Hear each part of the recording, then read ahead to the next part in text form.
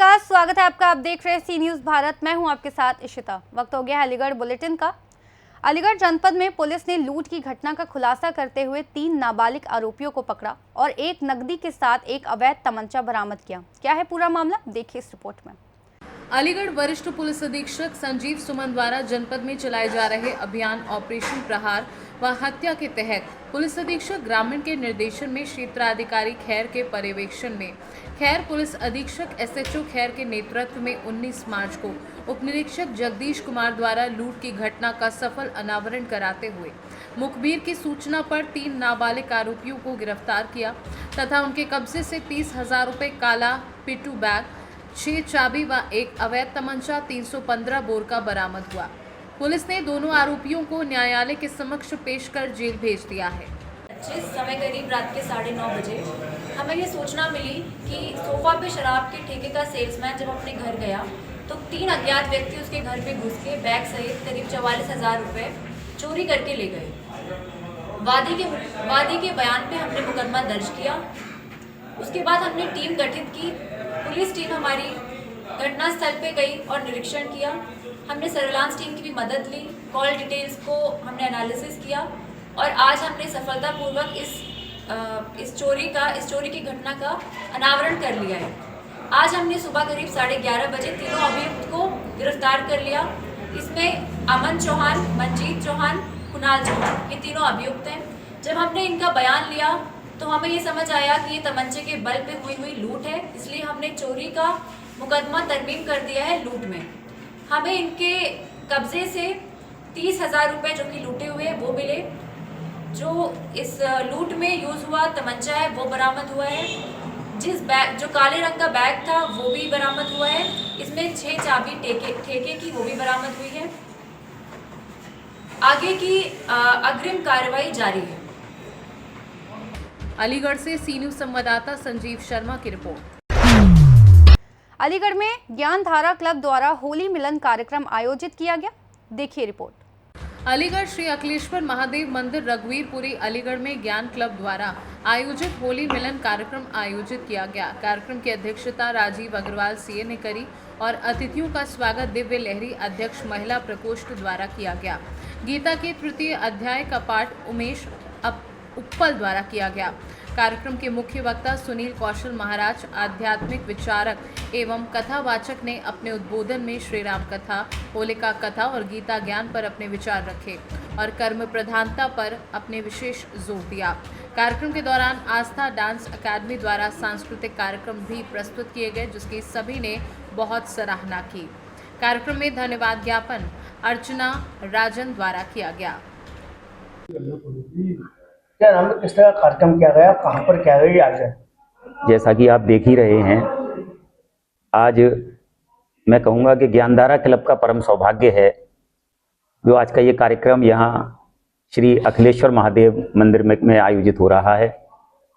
Gyandhara club पिछले 15 वर्ष से प्रत्येक माह यह आयोजन करता चला आ रहा है।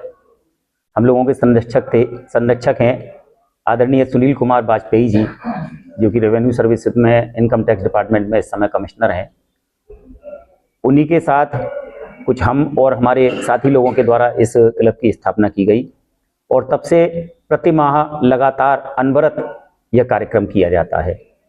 इस कार्यक्रम का हमारा मुख्य उद्देश्य लोगों को गीता के बारे में, भगवत गीता के बारे में जानकारी देना है। जैसा कि आपने देखा, आज इसका 3य अध्याय का वाचन किया गया था।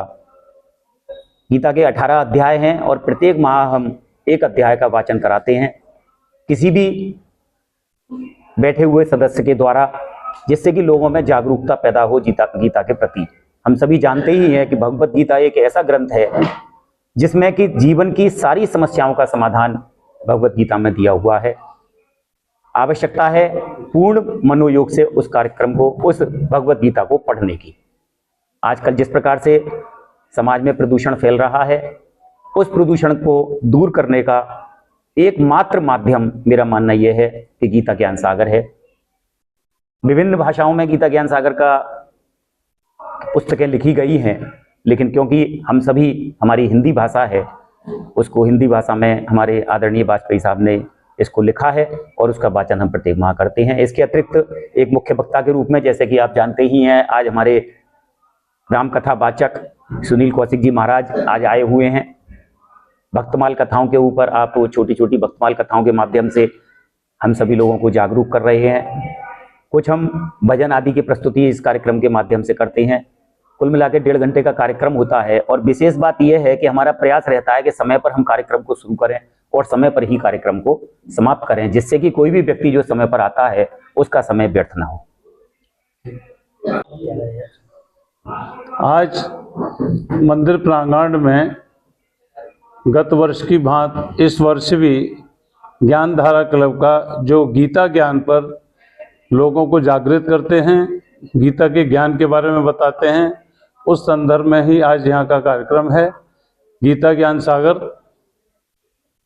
इससे सभी गीता ज्ञान सागर के जो क्लब के मेंबर हैं अधिक से अधिक संख्या में यहाँ आए हैं, जिसमें गीता का पाठ हुआ है और लोगों को सांस्कृतिक कार्यक्रम के बारे में यहाँ ही प्रोग्राम है।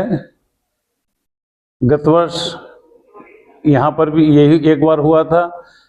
प्रति माह ये टीकाराम कॉलेज में होता है हर महीने की किसी भी एक तारीख को, जिसमें क्लब के सचिव हमारे संजय भाई साहब, संजय गोयल जी हैं।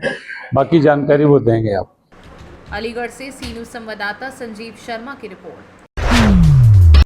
अलीगढ़ में दबंगों से परेशान होकर एक युवती ने फांसी का फंदा लगाकर आत्महत्या कर ली। क्या है पूरा मामला, देखिए। अलीगढ़ जनपद के थाना गंगीरी इलाके का एक गांव का मामला है, जहां दबंगों से परेशान होकर एक युवती के द्वारा फांसी का फंदा लगाकर आत्महत्या कर ली गई। घटना के बाद परिवार के लोगों ने नामजद लोगों के खिलाफ रिपोर्ट दर्ज कराई, जिसके बाद पुलिस ने मामले में मुकदमा दर्ज करते हुए कार्यवाही शुरू की। एक आरोपी को पुलिस ने गिरफ्तार कर जेल भेजने की कार्यवाही की, तो वहीं पीड़ित परिवार के द्वारा बुधवार की दोपहर एसएसपी कार्यालय पहुंचकर मामले में कार्यवाही की मांग की है। क्या नाम है आपका? मंगेश देवी। अच्छा, क्या घटना हुई है, क्या शिकायत लेकर आई हैं आप? ये शिकायत लेके आई, मेरी बेटी रात को 27 गेट खुलवा के और वो मार पीट के लटका दी। किसने सताई थी? घटना कब की है और कहाँ की है? संजू ने और सुनील ने।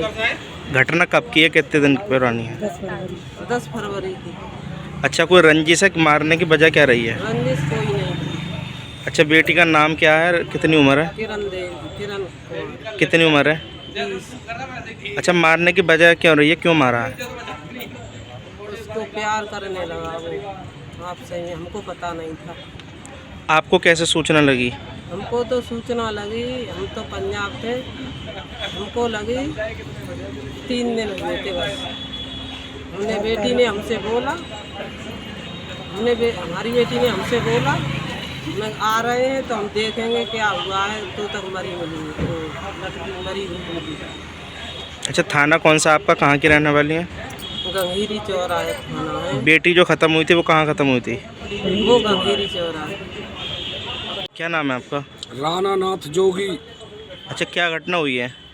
भ्रष्टाचारियों ने मेरी कन्या को मार दिया। कब की घटना है, कहाँ की घटना है? गंगीरी थाना अलीगढ़। अच्छा, क्या नाम था आपकी भतीजी का? किरण कुमारी। कितनी उम्र थी? 20 साल। अच्छा, मारने की क्या वजह रही है और कौन लोग हैं जिन्होंने मारा है? गुंडों ने, भ्रष्टाचार। वजह क्या रही है मारने की, क्यों मारा है? भ्रष्टाचार, गुंडे। कितने दिन पुरानी घटना है? 10 फरवरी को पुलिस में शिकायत करी है आपने? पुलिस में शिकायत की, मेरी कोई सुनवाई नहीं हो रही है। मैं लड़की का बाप हूँ, मेरा चैनल भी है राणा नाथ जोगी। अब आप कहाँ पर आए हैं, कहाँ पर आए शिकायत लेकर? एसएसपी के पास। आपकी मुलाकात हुई है? क्या आश्वासन, क्या आश्वासन दिया है? दिया है कि कार्रवाई होगी। एक मुजरिम को पकड़ा, एक पकड़ा गया है, अभी 2 फरार हैं। उन्होंने मुझे मारने की भी धमकी दी है, कोई मेरी सुनवाई नहीं हो रही है। किस तरह की कार्रवाई चाहते हैं आप? किस तरह की कार्रवाई चाहते हैं? कानूनी कार्रवाई, उनको जेल में डाला जाए। पापियों को 3 पापी हैं। क्या नाम है उनके? सुनील, संजू, राजवीर। कहाँ के रहने वाले हैं? बामन नगरा, मझोला। अच्छा, आप कहाँ के रहने वाले हैं, कौन सा हम थाना? गंगीरी चौराया, गंगीरी थाना। अच्छा, आपको कैसे पता लगी थी जब बेटी की हत्या हुई थी? वीडियो वायरल हुई थी। बेटी ने कुछ कहा था, कभी बताया था कुछ उनके? बेटी ने ईमानदार थी, गुंडी नहीं थी मेरी बेटी। गुंडों ने सताया था उसको। इज्जत की खातिर उसने अपना शरीर का बलिदान कर दिया। अलीगढ़ से सी न्यूज़ संवाददाता संजीव शर्मा की रिपोर्ट। अलीगढ़ बेसिक शिक्षा विभाग में बड़ा घोटाला सामने आया है, जहां 12 बीएसए समेत 61 अधिकारियों और कर्मचारियों का नाम शामिल है। देखिए पूरा मामला। अलीगढ़ बेसिक शिक्षा विभाग में बड़ा घोटाला सामने आया है। 10 वर्षों तक हुआ जीपीएफ घोटाला। 12 बीएसए समेत 61 अधिकारियों और कर्मचारियों ने घोटाला किया। शासन की जांच में पर्दाफाश हुआ। तत्कालीन कई बीएसए यूपी के कई जिलों में बंद पड़े हैं। तैनात बेसिक शिक्षा विभाग में मचा हड़कंप। अब तक इस मामले में 2 बाबू बर्खास्त हो चुके हैं। तत्कालीन बीएसए ने 12 बीएसए सहित 3 दर्जन से अधिक अधिकारियों और कर्मचारियों पर मुकदमा दर्ज कराया है। 520 शिक्षकों के जीपीएफ खातों से 5 करोड़ की हेराफेरी का मुकदमा दर्ज हुआ है। अपराध का प्रकरण इसमें एफआईआर दर्ज और ये सन 2003 से 2013 तक एक जांच कराई गई थी शिक्षण कर्मचारियों के जीपीएफ की अग्रिम और अंतरिम भुगतान को लेकर के। इसकी जांच जो शासन स्तर पे सचिव बेसिक शिक्षा परिषद के द्वारा कराई गई थी और उसमें कुछ घोटाले संबंधी चीज़ें निकल के आई हैं, जिसमें पैसों, सरकारी पैसों का, जीपीएफ के पैसों का गबन किया गया। इसी संबंध में यहाँ के बेसिक शिक्षा अधिकारी द्वारा एक एफआईआर बन्ना देवी थाने में उस जांच के आधार पर कराई गई है, जिसका की विवेचना के उपरांत इसकी अग्रिम कार्रवाई की जाएंगी। इसमें तत्कालीन जो भी 2003 से 2013 के बीच में जितने भी बेसिक शिक्षा अधिकारी और जीपीएफ पटल को देखने वाले जो भी मुंशी और कर्मचारीगण थे, उन सभी को नियुक्त किया गया है। बाकी चीज़ें सारे अभिलेख प्राप्त करने के बाद और उनको अवलोकन और परीक्षण करने के उपरांत बताया जा सकता है कि इसमें कौन कौन लोग इन्वॉल्व हैं और किस किस में गलती पाई जा रही है। एफआईआर जो कराई है किसकी तरफ से कराई गई है और किन के खिलाफ?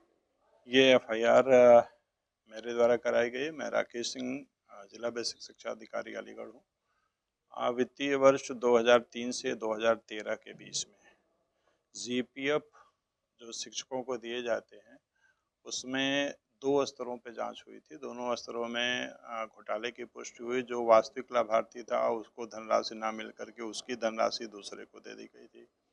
लेजर के पन्ने गायब थी। दोनों जांचों में बहुत सारी अनियमितता पाई गई थी। तो 2003 से 13 के बीच में जितने भी अधिकारी थे, जितने भी कर्मचारी थे, खंड शिक्षा अधिकारी थे, जिनके कार्यकाल में ये गबन हुआ है, उनके विरुद्ध कल एफआईआर कराई गई है। कितने लोग ने? पहली जांच में लगभग 4 करोड़ 67 लाख की धनराशि आई थी, लेकिन जब उसकी ऑडिट जांच कराई गई तो ये लगभग 2 करोड़ के आसपास की धनराशि आई है। अन्य धनराशियों का समायोजन कराया गया था, उनसे रिकवरी की गई थी। तो मूलतः जो धनराशि इस समय बच रही है वो 2 करोड़ रुपए की। किस किस लेवल के अधिकारी इसमें सम्मिलित हैं? इसमें देखिए अभी तो शासन स्तर पे जांच चल रही है, लेकिन जिन अधिकारियों के कार्यकाल में ये घटना घटी है एफआईआर कराई गई है और ये जांच पुलिस द्वारा की जाएगी कि कौन कौन इसमें संलिप्त रहा है, क्या इसमें। ये राशि किसको दी जानी थी और किसको चली गई? ये राशि वास्तविक रूप से जिन शिक्षकों को दी जानी थी उनको ना मिल करके दूसरे शिक्षकों को दे दी गई, फर्जीवाड़ा करके, अभिलेखों में छेड़छाड़ करके गलत तरीके से। तो जो वास्तविक लाभार्थी उसको धनराशि नहीं मिल पाई थी। इसमें बाबू कर्मचारी अधिकारी भी? निसंदेह इसमें पहले भी एक कुछ बाबुओं पे एफआईआर हुई है। ये घटना की एफआईआर दर्ज कराई गई है। मुझे लगता है कि इसमें 65 से 70 लोग इन्वॉल्व हैं। अब ये जांच का विषय है कि जांच में क्या स्थिति आती है। सर बीएसए कितने होंगे इसमें? मुझे लगता है 10 से 12 जिला बेसिक शिक्षा अधिकारियों के कार्यकाल में ये घटना घटी है। अलीगढ़ से सी न्यूज़ संवाददाता संजीव शर्मा की रिपोर्ट। अलीगढ़ जनपद की खैर कोतवाली क्षेत्र के गांव संग्रामपुर में दबंगों ने देवर भाभी के साथ मारपीट कर उन्हें घायल कर दिया। देखिए रिपोर्ट विस्तार से। अलीगढ़ जनपद के खैर कोतवाली क्षेत्र के गांव संग्रामपुर में दबंगों ने देवर भाभी के साथ मारपीट कर घायल किया। दबंग जबरन लेना चाह रहे थे पट्टे पर जमीन। दबंग 2 साल से पट्टे पर जमीन जोत रहे थे। पीड़ित ने पट्टे पर जमीन देने से इनकार कर दिया। दबंगों ने तमंचे की बट और लाठी डंडों से देवर भाभी को मारपीट कर घायल किया। सूचना पर पहुंची पुलिस ने घायलों को सीएचसी खैर पहुंचाया है। अलीगढ़ खैर कोतवाली पुलिस अब मामले की जांच में जुटी है। क्या नाम है तुम्हारा? संतोष कुमार। कहाँ के रहने वाले हो? सागरामपुर। अच्छा, किस बात को लेकर मारपीट हुई आपके साथ? जमीन के पीछे। अच्छा, कितनी बीघा जमीन थी? जमीन 15 बीघा। अच्छा, फिर क्या हुआ? जमीन 2 साल से जोत रहे, 3 साल लेना चाह रहे हैं, जबरदस्ती लटकते। कौन लोग जोत रहे थे? चादर के लड़का। अच्छा, क्या नाम है उनके? देविंदर और दमन और क्या कहते हैं गौरव। ये कहाँ के निवासी हैं? सागरामपुर के। अच्छा, फिर क्या हुआ था आज? फिर कहा जैसे भैया पकड़ लिए हमारे बड़े वाले। कहाँ पर? प्रताप सिंह, इनके हस्बैंड भी बड़े भैया। अच्छा, कहाँ पर? दुकान पे अपनी पे। अच्छा, फिर उनसे आता पाई में हम गए, हम छूट चढ़ा कर और न माने, फिर हम मारे। अच्छा, फिर हम यहाँ आ गए। कहाँ पर? थाने। अब क्या कहा पुलिस वालों ने? गागा कहिए जांच करा रिपोर्ट। कहाँ पर आए? अब कहाँ पर आए हो? सरकारी हॉस्पिटल में। नाम है आपका? अच्छा, किस बात को लेकर झगड़ा हुआ है और कहाँ के निवासी हो आप? अच्छा, किस बात को लेकर झगड़ा हुआ है? किससे हुआ था झगड़ा पहले? क्या नाम है उनका? देविंदर और दमन और गौरव। अच्छा, कितनी जमीन थी टोटल? 15 बीघा। क्या साल से झगड़ा चल रहा है आपका? नहीं, कोई झगड़ा नहीं, आज ही हुआ। 2 साल से जमीन जोत रहे थे। अच्छा, कौन लोग जोत रहे थे? हमारे अच्छा, जिन्होंने आपके साथ में मारपीट की है? अच्छा, फिर अब आपने शिकायत कहाँ की है? थाने में। कौन से थाने? खैर। अच्छा, क्या लोगों के खिलाफ किए टोटल? 94। अच्छा, आप में कितने चोटिल हुए हैं? 2। कौन कौन लोग हैं, उनके नाम बताओ। अलीगढ़ से सी न्यूज़ संवाददाता संजीव शर्मा की रिपोर्ट। अलीगढ़ पंडित दीनदयाल उपाध्याय संयुक्त चिकित्सालय में 100 बेड का ट्रॉमा सेंटर बन रहा है। अब तक 40% निर्माण कार्य हो चुका है। ट्रॉमा सेंटर में मरीजों को मुफ्त इलाज मिलेगा। देखिए, अलीगढ़ पंडित दीनदयाल उपाध्याय संयुक्त चिकित्सालय में 100 बेड का ट्रामा सेंटर बन रहा है। अब तक 40% निर्माण कार्य हो चुके हैं। ट्रामा सेंटर में मरीजों को मुफ्त इलाज मिलेगा। जांच के लिए भी शुल्क निर्धारित होगा। दिसंबर 2025 तक इसका निर्माण कार्य पूरा हो जाएगा। डीडीयू में आने वाले गंभीर मरीजों को अलीगढ़ मुस्लिम यूनिवर्सिटी के जवाहरलाल नेहरू मेडिकल कॉलेज के लिए रेफर कर दिया जाता है, जहां मरीजों को वेंटिलेटर की समस्या से जूझना पड़ता है। जिला मुख्यालय पर सरकारी ट्रामा सेंटर की ज़रूरत लंबे समय से महसूस की जा रही थी। इसके अभाव में आर्थिक रूप से कमज़ोर मरीजों को दवाओं और जांच के नाम पर शुल्क देना भारी पड़ता है।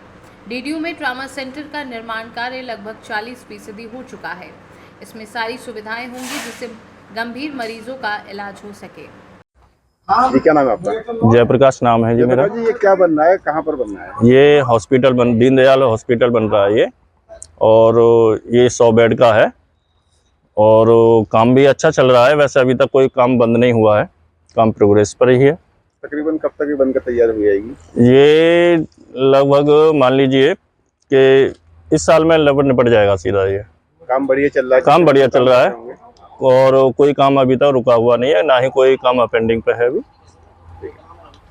सर, 100 बेडों का ट्रॉमा सेंटर बनने वाला है, किस तरह की सुविधाएं मिलेगी जनता को?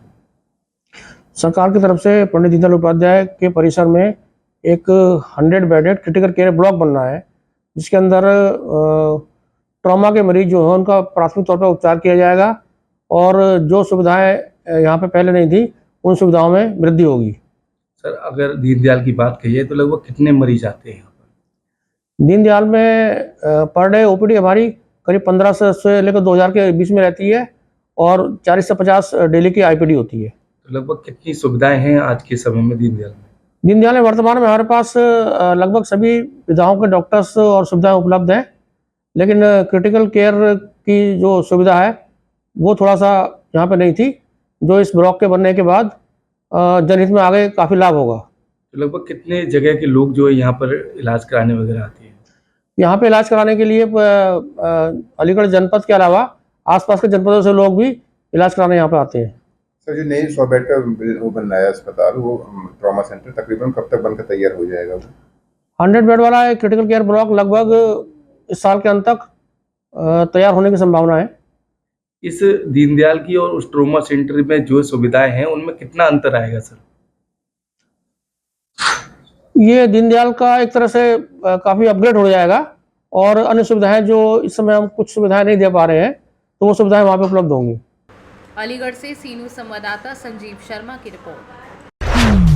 अलीगढ़ में वर्षनयी महिला मंडल का होली मिलन समारोह कैलाश फार्म हाउस में आयोजित किया गया। देखिए। वार्षिक महिला मंडल आगरा रोड अलीगढ़ का होली मिलन समारोह कैलाश फार्म हाउस में आयोजित हुआ। बसंत की गंध को चरमोत्कर्ष पर पहुंचाने वाली होली पर मंच पर मुख्य अतिथि शहर विधायक मुक्ता संजीव राजा, मुख्य वक्ता संरक्षक इंद्र कुमार गुप्ता, दीप प्रज्वलनकर्ता लाजेश सर्राफ, अक्रूर जी, माल्यार्पणकर्ता कमलेश गुप्ता, मंचासीन उपाध्यक्ष बबीता वाशने, नविता स्वाव, मीनू जलाली, चित्रा वाशने, कोषाध्यक्ष हिमानी गुप्ता, महामंत्री शैल गुप्ता के सानिध्य में कार्यक्रम प्रारंभ हुआ। समारोह में होली गीतों पर नृत्य में धमाल मचाने मंच पर मंडल की सदस्यों में पूनम वाणे, साक्षी, भारती, रिंकी आदि लोगों ने अपने नृत्य से सभी को आकर्षित किया। वहीं कार्यक्रम का संचालन शैल गुप्ता व अर्चना वाशने ने किया। संयोजिका बुलबुल वाशने, रीना वाशने व शिवानी का सहयोग रहा। मुख्य संयोजिका बुलबुल वाशने ने भरपूर सहयोग देकर कार्यक्रम को आकर्षक व सफल बनाया। मंच की पूर्ण व्यवस्था में प्रियंका अतुल गुप्ता का पूरा सहयोग रहा। कार्यक्रम में 60 महिलाओं को समयबद्धता पुरस्कार, 65 महिलाओं को प्रस्तुति पुरस्कार भी दिए गए। अलीगढ़ से सी न्यूज़ संवाददाता संजीव शर्मा की रिपोर्ट। फिलहाल इस बुलेटिन में बस इतना ही। देश और दुनिया की तमाम बड़ी खबरों के लिए देखते रहिए सी न्यूज़ भारत।